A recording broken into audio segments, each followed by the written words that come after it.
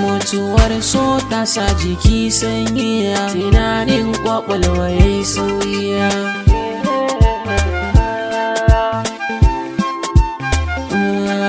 Labari mai rikitar zuciya amma bata haƙi karɓa ba.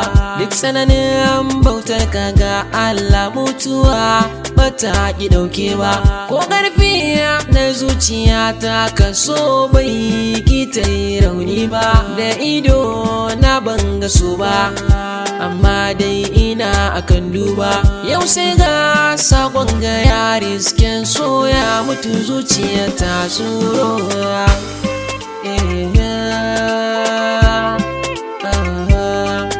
Mai yin so kadai zai gane sakon da za na furto. A kalilan cikin lokaci zuciya barauniyar ta sato. Ban yi shirin shiga garin su ba, amma diyar ta sa na zamto. Ga jarabawa ta karato, da na furta ta ce da ni to. Ashe karatun soyayya ba sai mai tunani ba.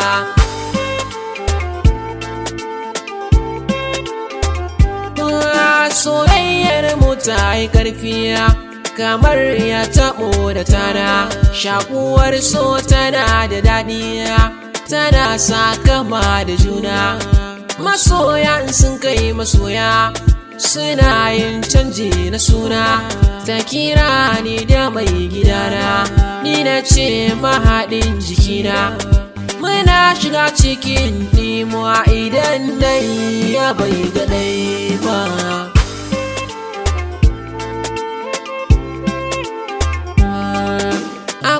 Tashi shukar mu ta tsiro ta yi ganyaye liblo. Mun shige gida na aure kofar mu har mun kulle rufro. Abin da nake so take mini, wanda ba ni so te kafka. Ba ni sha'awar wata na yo, gashi har rabo ya zo da.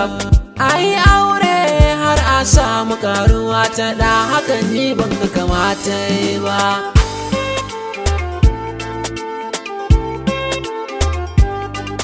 Sai dai kuma kana yin naka, ilahu ma yana yin nashiya.